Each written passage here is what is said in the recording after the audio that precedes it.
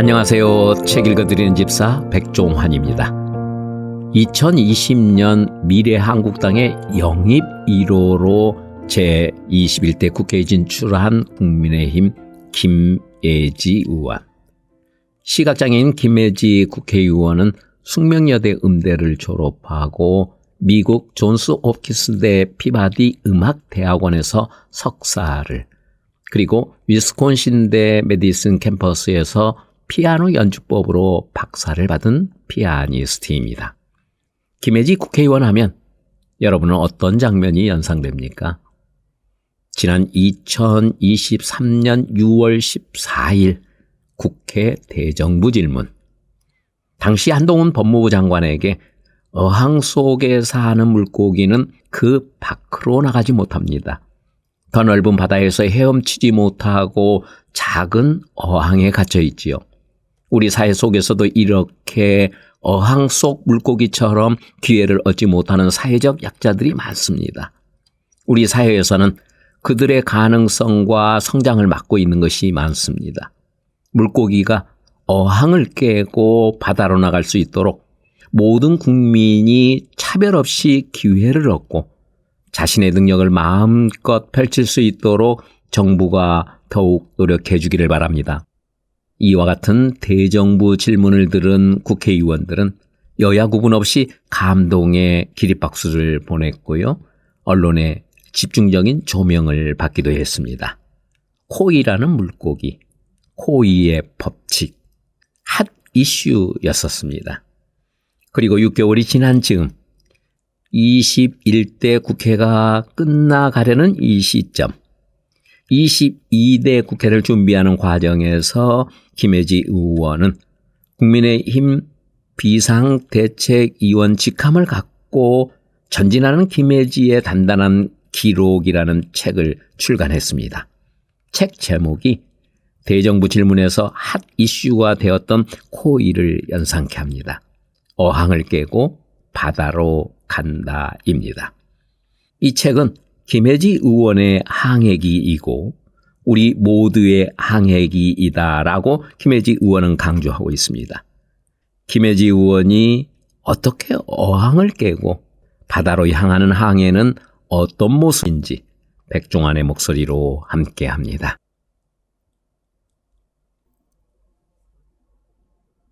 프롤로그. 코이라는 물고기가 있다. 작은 어항에서는 10cm, 수족관에서는 30cm, 넓은 강에서는 1m가 넘게 자라는 물고기다.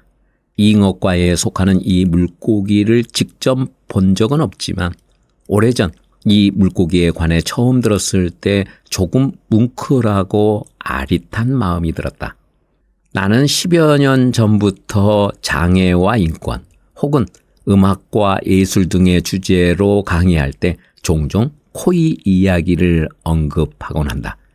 주어진 환경에 따라 성장의 정도가 달라진다는 코이의 은유가 장애인과 사회적 약자, 소수자가 맞닥뜨린 현실을 이야기할 때 너무나도 적절했기 때문이다.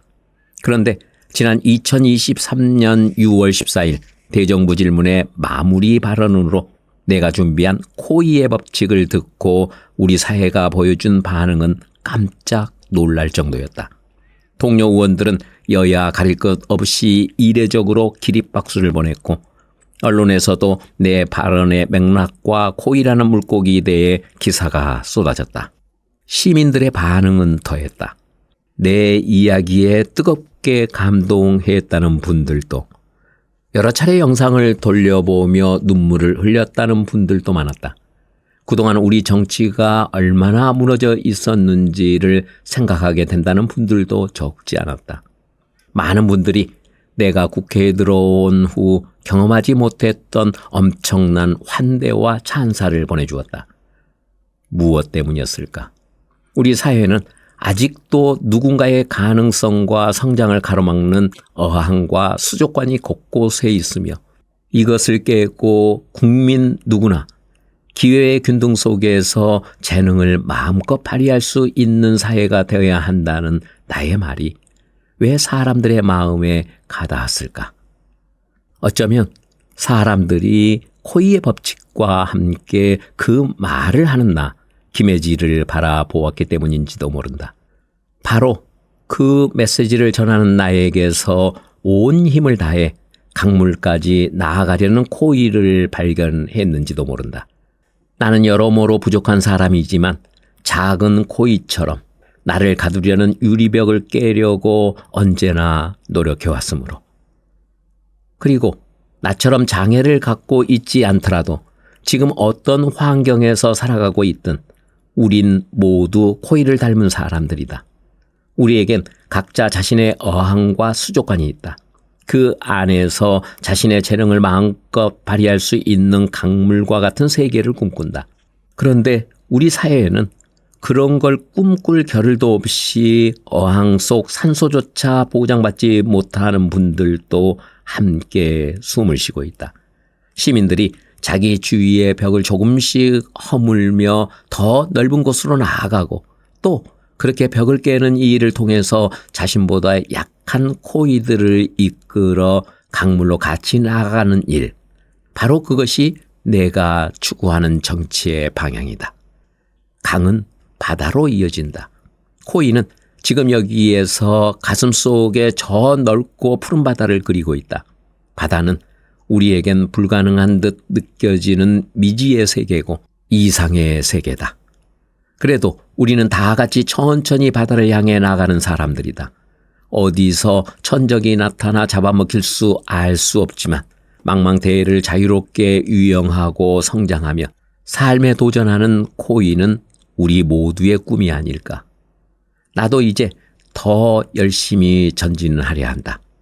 나는 여러분을 볼 수 없지만 여러분이 나를 바라보고 있으니 위안이 된다. 내게는 불빛이 필요 없지만 어두운 밤이면 여러분을 위해 불을 켜드릴 것이다. 여러분은 저 뒤편 어항 구석에 남아서 웅크리고 있는 코이가 있지 않은지 확인해 주시길 부탁드린다.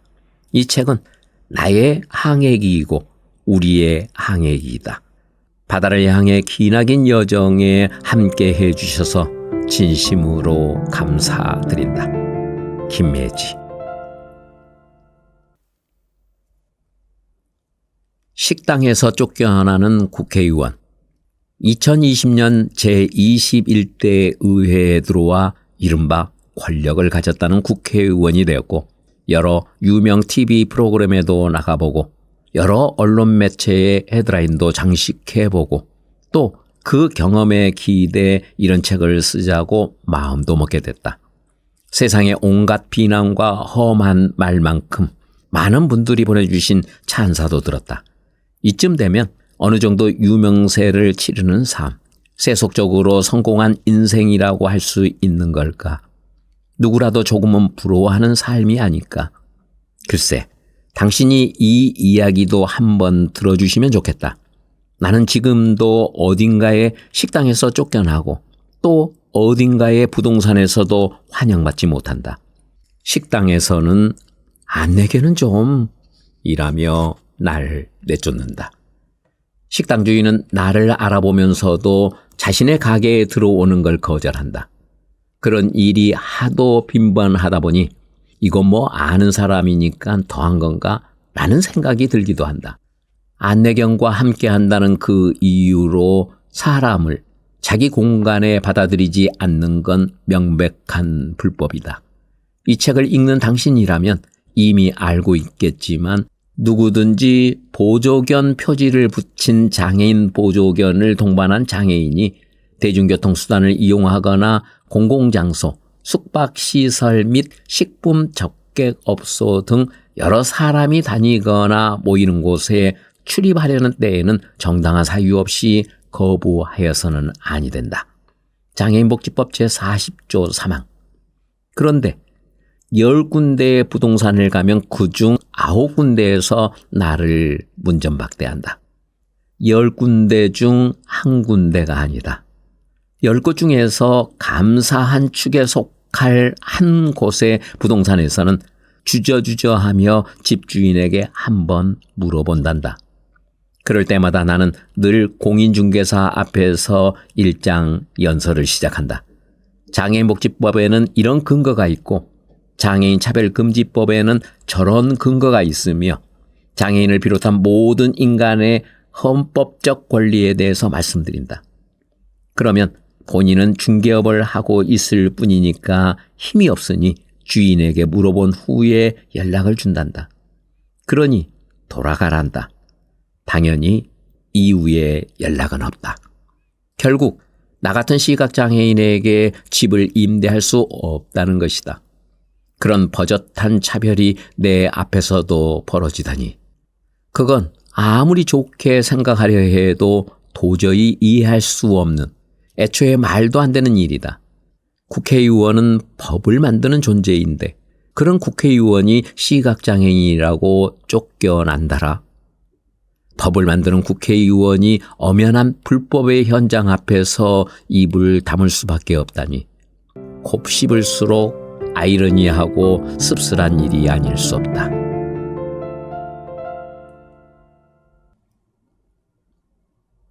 들러리는 이렇게 말한다. 처음 인재 영입으로 총선 후보가 되었을 때 사람들이 내게 기대한 건 무엇이었을까? 언젠가 사실 김혜지를 처음 국회에서 보았을 때 지금과 같은 행보를 기대한 사람은 거의 없었을 것이라는 논조의 글을 읽은 적이 있다. 나는 지금도 잘 모르겠다. 지금의 나와 같은 행보란 무엇일까? 나는 해야 할 일을 했을 뿐인데 왜 사람들은 그때의 나와 현재의 나를 다르게 생각할까? 사실 그때 사람들이 내게 가졌던 이미지가 무엇인지 모르는 바는 아니다. 사람들은 국회 안을 안내경과 돌아다니는 경쾌하고 발랄한 여성 시각장애인을 예상했을 것이다. 실제로 정당의 영입 인재로서 비례대표 국회의원을 해보겠냐며 제안해 주신 의원님은 첫 미팅 자리에서 그냥 김혜지 씨가 안내경과 국회를 돌아다니는 것만으로도 큰 일을 하는 것이다 라고 말씀하시기도 했다. 나쁜 의도가 없는 말이었다는 것을 알고 또 그분 덕분에 국회에 들어올 수 있었지만 그때 그 말을 듣고선 역시 만감이 교차하지 않을 수 없었다. 그러니까 우리 정치계는 솔직히 내게 국회의원으로서 바라는 것이 별로 없었던 것이다. 그저 이미지 메이킹을 위한 존재, 적당한 구색 갖추기 용도라는 말씀이었을 텐데 나는 시각장애인이고 또 우리나라에서는 아직 극소수인 안내경과 함께 다니는 사람이니 나름 신기하기도 하고 반려견 문화가 확산되고 있으니 동물을 좋아하는 사람들에게도 어느 정도 호감도 있을 것 같고 그러니 그다지 유의미한 의정활동보다는 국회에도 우리 사회의 소수자에게 이 정도의 관용을 보여준다라고 생색내며 적당히 들러리를 서다가 4년을 채우고 조용히 물러가는 역할을 제안받은 것이었다. 그건 장애인의 역할에 대한 대단히 편협하고 제한적인 말씀이기도 했지만 동시에 아직도 많은 국민이 갖고 있는 장애인에 대한 냉소적인 관점이라는 걸 부정할 수 없다. 그리고 나는 그것을 깨기 위하여 여기에 왔다. 장드립을 치는 마음. 나는 장애와 관련된 농담에도 열려있는 편인 것 같다. 나의 캐릭터, 내가 가진 당연한 정체성으로 세상에 스며드는 일에 마음을 닫지 않으려고 한다. 그런 유머는 사람들이 갖는 저마다의 관점을 투영하기도 하고 또 내가 세상에 다가가는 좋은 방편이 되기도 한다. 그래서 나도 종종 요긴하게 활용한다. 눈치를 보지 말고 뭔가를 말해야 하는 순간이 있다. 누구나 가끔은 일부러 눈치 없이 굴고 싶은 순간이 있지 않나? 나는 후딱 해야 할 말들을 해치우고 나서 웃으면서 제가 안 보여서 눈치가 없나 봐요 라고 능청을 떤다. 눈치란 눈으로 보는 센스를 가리키는 것일 텐데 눈이 보여도 눈치 없는 사람이 있다는 건 우리가 잘 아는 사실이니까. 같은 맥락에서 눈에 뵈는 게 없다라는 말도 들을수록 재미있다. 나는 역시 눈에 뵈는 게 없어서 이렇게 막 나가는 걸까? 과거 조선시대에는 시각장애인이 관직에 임명될 때 봉사라는 직책을 받았다고 한다. 그 의미가 확장되어 봉사는 시각장애인을 가리키는 말이 됐고 지금은 쓰이지 않는다. 현재 이 말은 누군가를 돕다라는 의미로만 활용되는데 나와 친구들은 봉사가 하는 봉사가 참 봉사야 라는 드립을 자주 치기도 한다. 이렇게 장애인만 할 수 있는 장애 드립을 줄여 우리는 장드립이라고 일컫는다. 그냥 우리들끼리의 용어다. 어떤 정체성이든 강점이 될 수도 있고 약점이 될 수도 있다. 그게 인간 사는 세상의 자연스러운 이치라고 하니 우린 웬만하면 너무 심각해지지 말고 무엇에 대해서든 함께 웃을 수 있으면 좋을 것이다.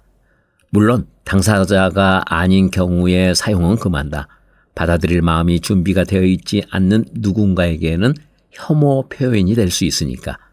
장드립은 우리만 과감하게 사용할 수 있는 우리의 웃음 무기다.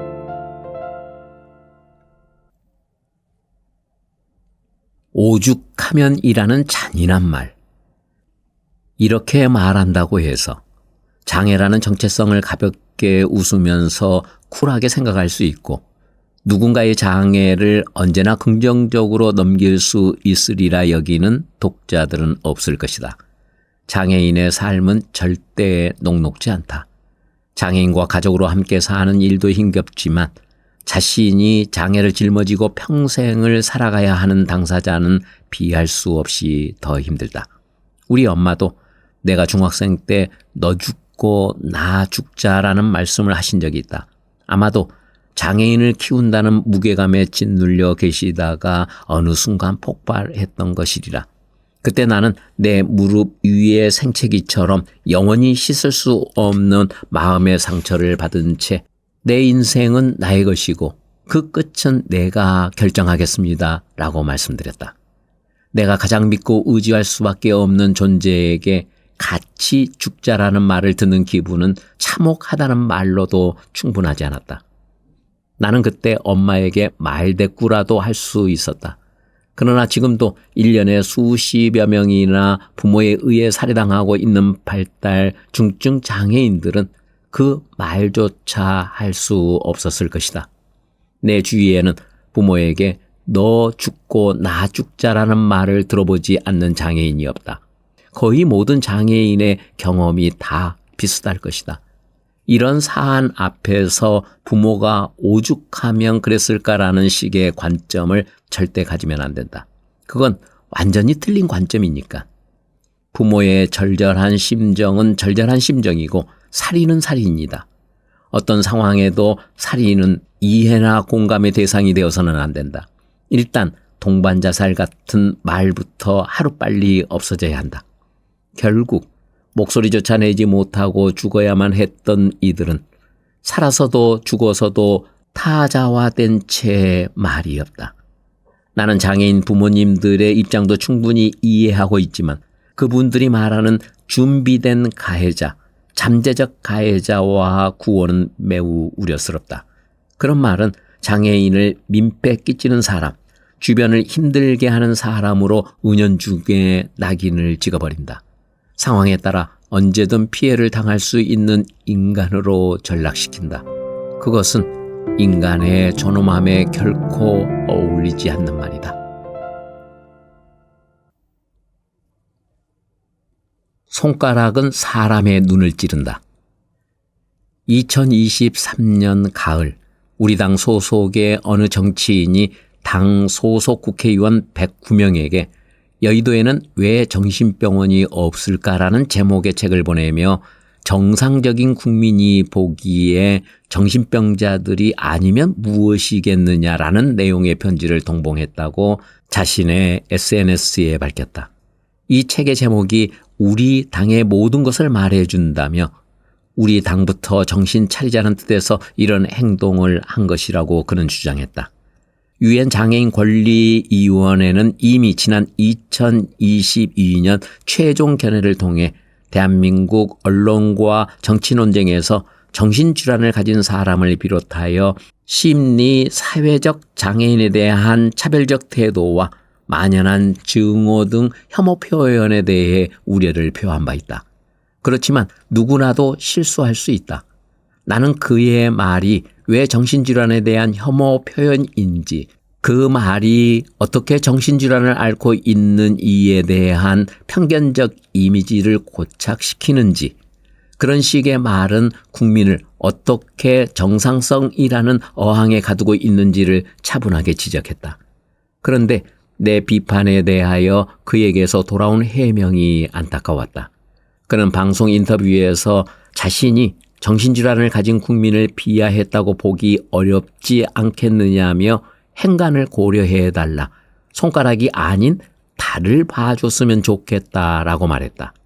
나는 그 말에 화가 나지도 않았고 그저 어이가 없을 뿐이었다. 그의 해명은 내 비판의 어떤 의미와 맥락에서 이루어졌던 것인지 그가 기본적인 차원에서 전혀 파악하지 못했다는 걸 드러내고 있었기 때문이다.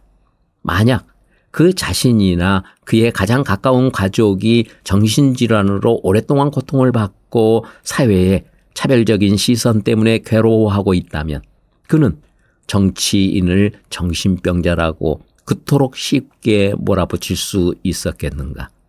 정신질환을 원치 않게 갖고 사는 분들에게는 그런 식의 표현이 굉장한 상처이고 고통이라는 것을 왜 모르는가? 그런 태도는 이 사회의 소수자들에게 혐오가 작동하고 강화되는 방식을 가장 선명하게 압축하고 있는 것이었다.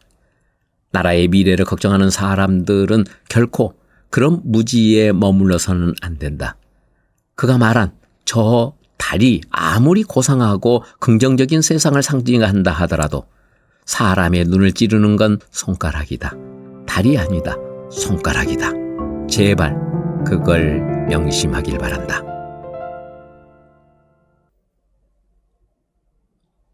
나는 하나의 언어이고 하나의 계기이다. 앞에서도 적었듯 나는 상대가 쓰는 단어와 표현으로 누군가를 판단할 수밖에 없다. 그래서 내게 그가 쓰는 언어는 그의 모든 것이라고 할 만하기도 하다. 어떤 측면에선 내게 세상은 언어로 구성된다. 그래서 나 또한 독서하고 또 읽으려는 노력을 멈추지 않는다. 내 안에 언어가 부족하다는 것을 느낄 때, 내가 가진 욕심만큼 다양하고 정확한 언어를 구사하지 못하는 것을 느낄 때, 그럴 때마다 자괴감을 느끼고 조금 슬퍼진다.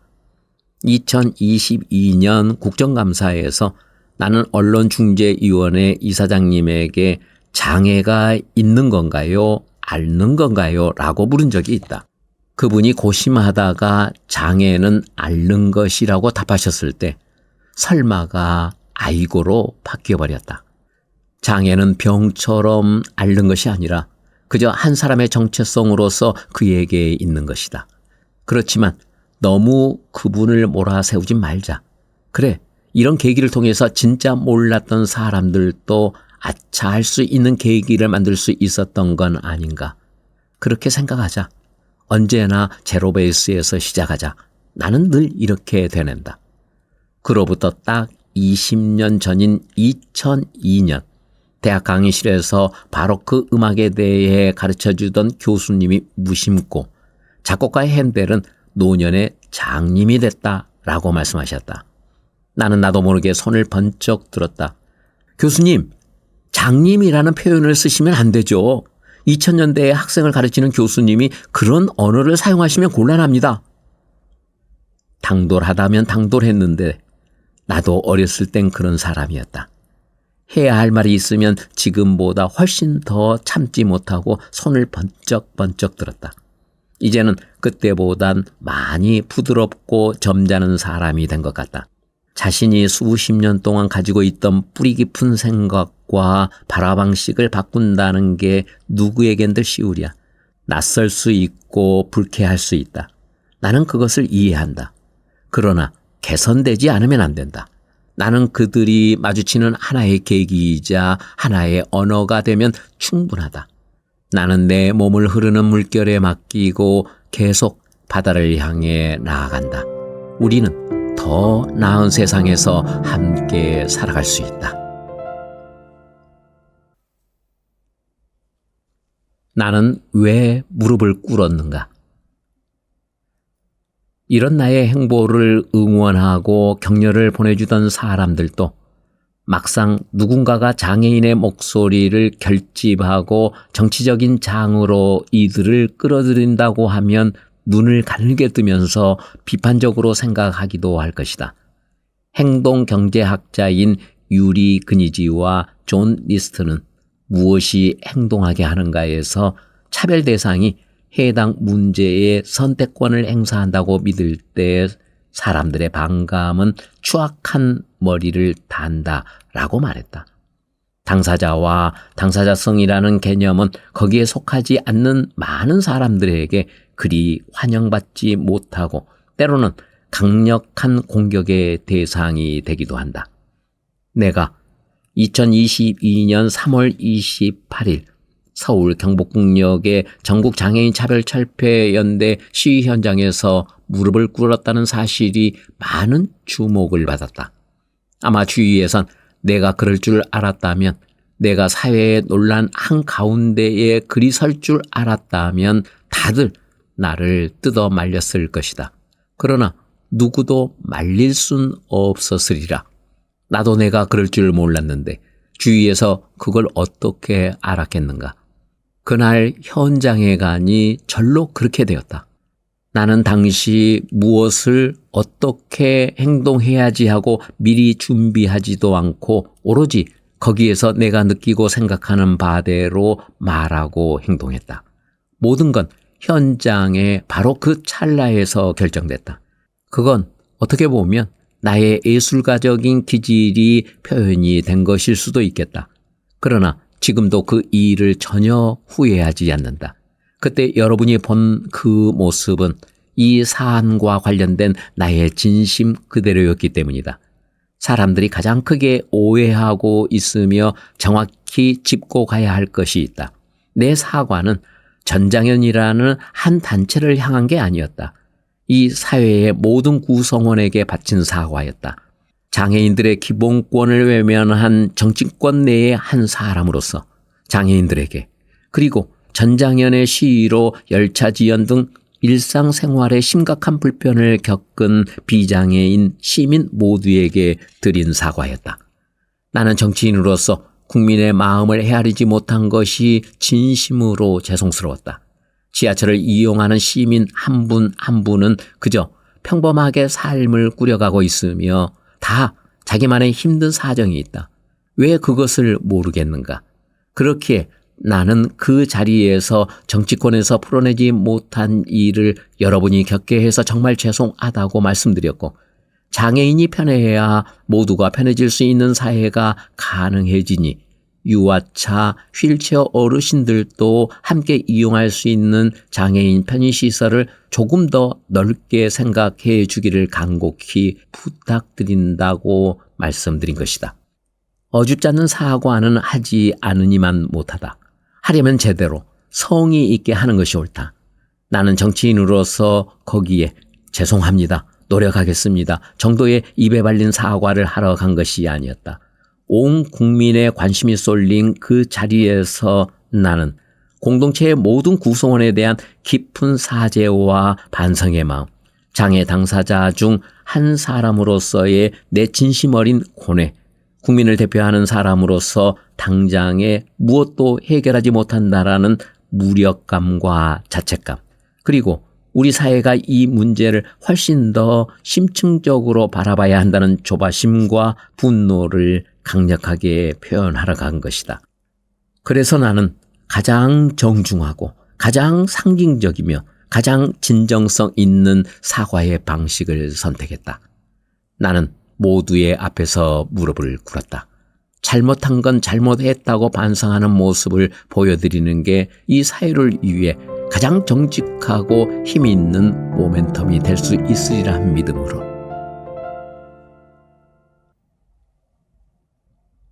그러면 되었습니다.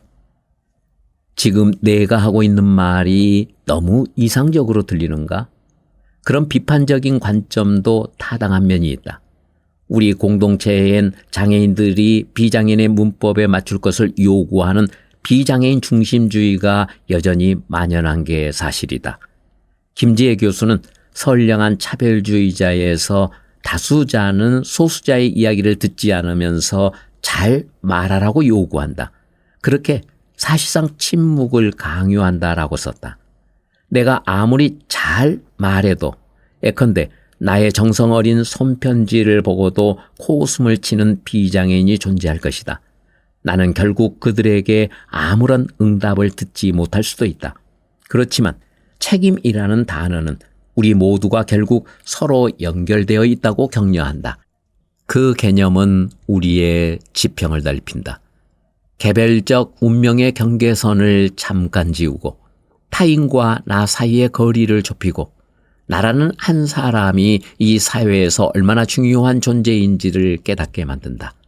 내가 내리는 순간순간의 작은 결단, 그 사소한 성실성이 이 공동체를 위한 커다란 의미가 있음을 알려준다. 나는 그런 책임감을 갖고 힘이 닿는 한 성실하게 살며 여기까지 왔다. 싸울 때는 싸웠다. 할 말은 했고 욕먹어야 할 땐 욕을 먹었다. 비장애인들이 자기가 얼마나 편한 환경에 기대었는지 인식하길 바란다고 목청을 높였다. 그리고 이런 책을 썼다. 나는 계절이 바뀔 때마다 미용실을 찾아 갈색으로 염색한다. 봄과 여름이면 밝게, 날이 조금씩 추워지면 톤을 다운시킨다. 또 나는 옷을 고르고 쇼핑하는 일도 좋아한다. 재질과 촉감을 꼼꼼하게 따져보며 바지와 잇도리의 촉감의 조화를 가장 중요하게 여긴다. 사람들은 내게 갈색 머리가 잘 어울린다고 말해주고 내 원피스가 너무 예쁘다고 말해주고 함께 쇼핑을 가서 내가 잡은 옷의 색깔을 말해주고 가끔은 어떻게 그리도 안 예쁜 색깔만 고를 수 있느냐며 깔깔 웃으면서 핀잔도 한다. 나는 내 머리카락과 내가 입은 옷의 색깔을 볼 수 없다. 앞으로도 영영 볼 수 없을 것이다. 그러나 대신 당신들이 나를 바라봐주고 있다. 당신과 나는 여기에서 같이 살아가고 있다. 우린 서로에게 책임이 있으며 당신도 그 사실을 알고 있으리라 믿는다. 그거면 됐다.